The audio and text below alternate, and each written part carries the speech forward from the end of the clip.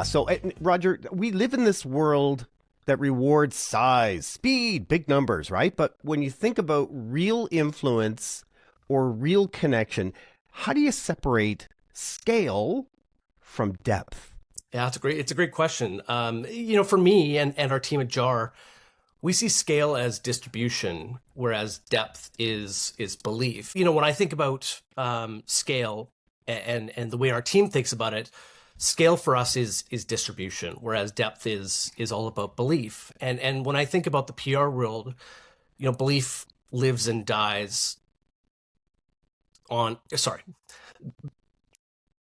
PR lives and dies on belief, and it's what survives the next headline. So in practice, I separate these by asking three really blunt questions to our clients. The first one being, did the right people hear the podcast or see the podcast? Did they repeat it accurately, and do they share it with their friends? And really, did it change what they do next and how they see the brand? So if the answer is, we got impressions, people saw it, that's kind of like just a weather report, really. It's not really proof of understanding who this brand is and really going in deep. So, at JAR, we've seen modest download numbers, but actually those modest download numbers create depth because the audience was specific. We knew exactly who they were, and the content did an actual job. So for example, one of our clients was Staffbase. Staffbase is an online app for internal communicators. And we made a podcast for them called Infernal Communication. The win was not really going wide with that show. It was going incredibly deep and into that niche world where, trust is going to be the currency. So another example is one of our clients is Genome BC. We create a podcast for them, an award-winning podcast called Nice Genes. So the goal with them is to educate and create momentum over time with a specific sort of younger audience. So the depth shows up in that younger audience, as well as parents, teachers, and sort of what we call the science curious listener. They're going to come back and they're going to share episodes in context. And this isn't really sort of blasting them with a link and praying that they actually listen. Roger, one of my favorite songs of all time is by The Clash, Should I Stay or Should I Go? And I wanted to know, if you look at podcast audience, when they're thinking, shall I stay and tune in or should I drop out? I mean, they're quite hard work podcast audience because actually it's not like they're scattergun and they listen to lots of podcasts. They tend to be relatively monogamous in terms of really tuning into a few podcasts, and also quite difficult because actually you want them to tune in week after week or month or however, regular your podcasts are. Tell us about the typical mindset of the podcast audience. Are they easy to attract? Are they difficult to retain? What kind of intelligence can you give us? Because you have been running your podcast company for over 10 years. And prior to that, you also was a co-host for a podcast. So what insight have you scraped over those years about? Yeah. Well, from a brand perspective, the second the podcast starts, sounding or looking like a press release, you're going to lose them. But when you take the time to understand who they are and really respect who they are and treat the podcast as something that's going to be worthy of their time, then they're going to give you that time. So you earn that time by being specific, having a strong point of view, getting to the point before the listener's brain starts thinking about something else or flicking to, Netflix. Because that's the one thing about podcasts these days is we have to compete against every type of medium out there, whether it's reading a book or watching Netflix or playing video games. Mm-hmm. And I mean, as a brand, you have an even larger hill to climb. But if you do that climb properly, you can have a lot of success. So, we want to be consistent in the format, and be honest in our delivery of our material. So the audience learns over time that this is a real safe bet. These people understand me, they respect me, and I have a strong relationship with the content. It's not going to be a random listen every single time. So in PR terms, going back to PR, that's going to mean fewer key messages and more real answers, real honesty. We want to include some uncomfortable moments, some uncomfortable questions that can, still survive the episode. We don't want it. We don't want too many of the lawyers getting involved in the production. We obviously want to have guardrails, but we want the content to be as authentic as possible. So there you go, Doug. Roger wants some difficult questions. So okay, over to all right, you. okay. Let me load up the gun. Let him have it. Roger, I like what you said off the top that really the message or the brand narrative is what people are saying about your content. And I was thinking about when I work with TED Talkers, I have the luxury of presentation coaching with TED Talkers. One of the things I try to get across to them. I'm a TEDx alum myself. In Vancouver? Oh, awesome. In Vancouver, I was on the board of TEDx Vancouver, which at the time was the largest TEDx in the world outside of, I think, Brazil. Yeah. It's dynamite, and I know it's amazing. Folks with the Victoria TEDx, not cool. necessarily Vancouver. One of the things I get across is you have to establish a narrative for your talk, a simple narrative, and it's not what you are getting across. It's what people are saying. Hey, that guy. Yeah, what did that guy say? Or what did that woman say when she was speaking, right? And that's what you're getting across. And then I drove further into, well, how do I get people to do that in my content, whether it's social media, whether it's my pop-up banner or, podcasts in our YouTube videos in our world, but whatever content we're creating. And part of that is time spent. How, aside from YouTube and podcasts, what are some of the ways to increase time spent? Because I don't know how you do that with social media other than getting people to chitter chat and engage with your stuff. It's hard. Well, is that loaded enough, Farzana? That's a tough question. Well, at the end of the day, the podcasting is storytelling, and storytelling. Every good story has stakes, right? So, in a podcast episode, from an editing standpoint, you want to get to the stakes fast. You want the people that you have on your show to sound like real, authentic people, and then you want them to sort of deliver that payoff that feels worth the time, and you're only going to get that with great talkers. And so putting it in the context of a TED Talk, you're going to have similar sort of a similar arc, setting up stakes, being their authentic self, and then having that strong delivery of the payoff in the end, which is whatever the message is that you want to leave with the listener. So a lot of branded content fails at this because it starts with, context, mission, background, which is a sort of a polite way of saying, please wait while we warm up this conversation sort of thing. Yeah. So, the shows that hold attention, pick one clear idea, build tension around it, and then let the listener feel the people behind the message or behind the story. So in PR, one of the hidden superpowers about PR is clarity, right? Because clarity beats clever, where when attention is quite scarce. Roger, one of the big differences between marketing and PR is really earning trust, and then that creates an environment conducive to selling. And from my understanding about the research around podcasts, it's a very unique medium where people actually build trust. And it's something to do with the audio inputs and how people actually start really feeling as if the podcast hosts are someone close to them, like a close friend or family. You've obviously been a podcaster in the past, and now you produce podcasts for some of the world's leading brands.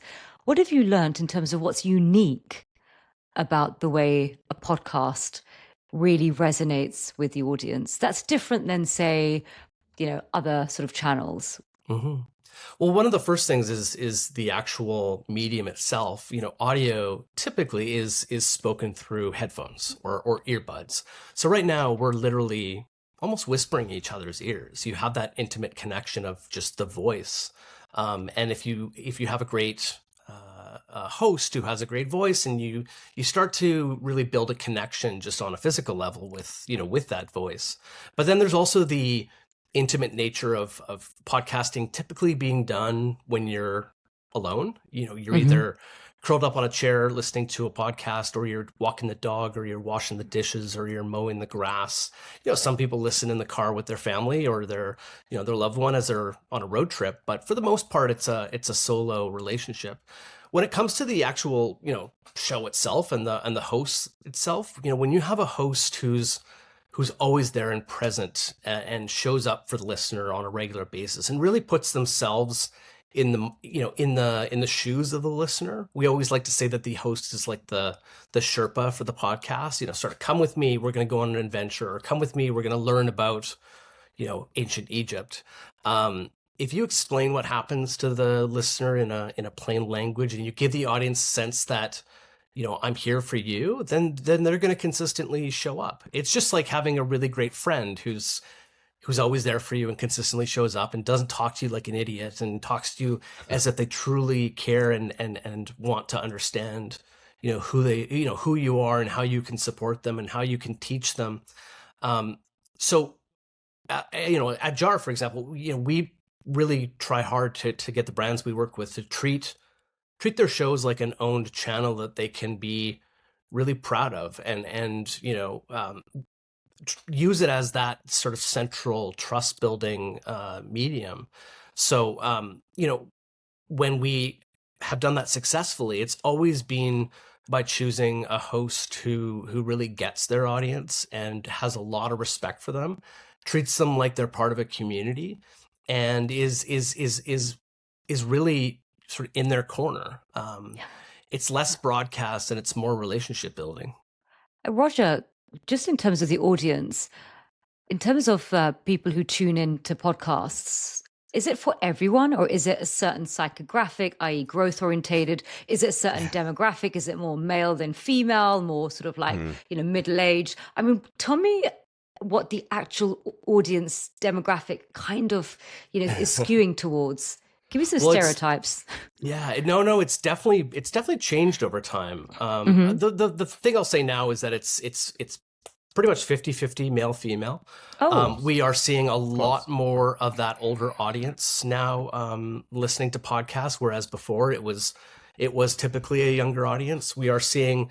But what we are starting to notice is a lot of these niche audiences growing. And I'll give you a perfect example. We've all heard of the sort of the bro culture in Canada, the United States, when it comes to anything, maybe sort of health and wellness, but it's also blending the lines between politics as well. We see a huge sort of sports loving audience, big business audience. We'll see different audiences that are more attuned to listening via audio than they are, via video. And actually an interesting point there is, as we're talking to PR professionals, actually business professionals as a whole, over index when it comes to audio listening over video, mostly because of the portable nature of it. And they are, so mobile that, but they'll also be on the treadmill, or they'll be running through an airport. They love to listen to learn and really plus up their careers. But they also love true crime. They love to escape and have a little bit of strategy involved in that escape. So, we are seeing a big, wide swath of demographics now listening to podcasts. It is starting to very much align with that sort of general entertainment and sort of general media audience that consumes, film and television and digital video and things like that. Yeah, I've seen stats saying there might be slightly more men than women, which is like it's like 53-47 or something percentage. Yeah. But that there's a whole history to that. But women tend to listen for longer, which that doesn't surprise me. Okay, so men are getting distracted. I'm sure the women too. How do that leads me to an overarching question now. Since we started recording this, Roger, I've had 3 WhatsApp notifications pop up on my screen. I just heard a couple of dings for new emails that I've got. I can't see them. They're in the background.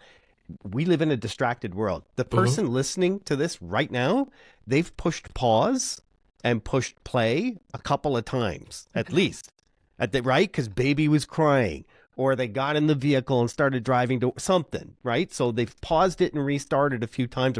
How do you compete in a distracted world? Not just with podcasts. I mean with social media, with all of our content. Yeah. So the one thing about podcasts is they very much start to bake themselves into the listener's everyday routine.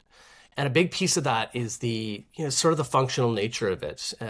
Let's take, for example, one of our podcasts that we do is for Amazon. It's called This is Small Business, and it's meant as a truly high value show for small business owners. Now, if I'm a small business owner and I get out of bed and I know that the latest episode of This is Small Business is now available, I'm going to listen.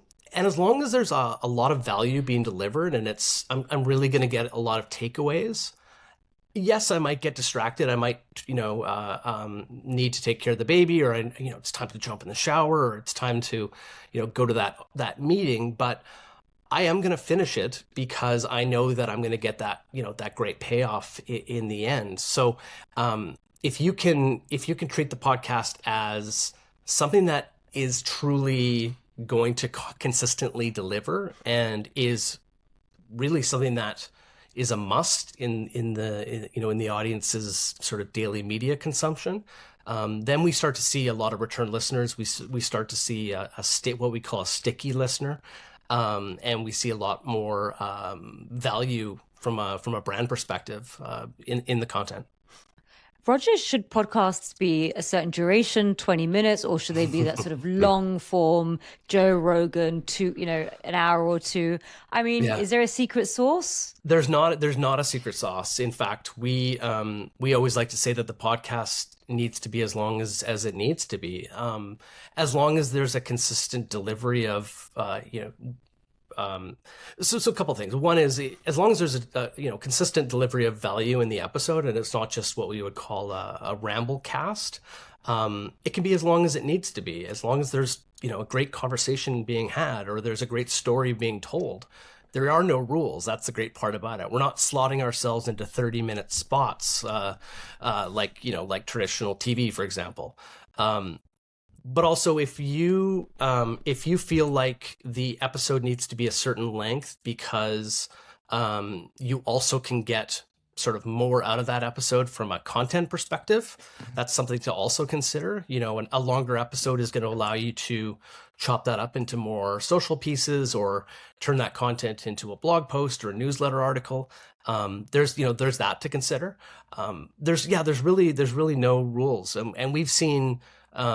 We've seen a lot of our clients, content that's longer still be just as successful as the ones that are, 10, 15-minute episodes. The great thing about podcasts is the amount of data that you're able to pull from your production. So you are able to see where are people dropping off in the episodes, where are people, or how long are people listening for. That consumption number is really key.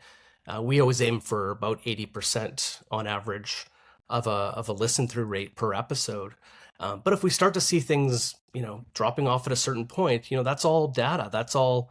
Those are all important points that we should pay attention to and wonder, sort of maybe it is too long. Maybe they are getting bored. Yeah. But it's not live TV. We can be making changes as we go in our production to consistently be improving the audience experience. Roger, really appreciate your time today. Are you in London in May at the big podcast show? Are you going to be there? I haven't got plans yet. We might though this year. Okay, yeah, it'd be great to. Farzan and I will both be there. So great. Be great to have a spot of tea with you. Yeah, thanks, Roger. Absolutely.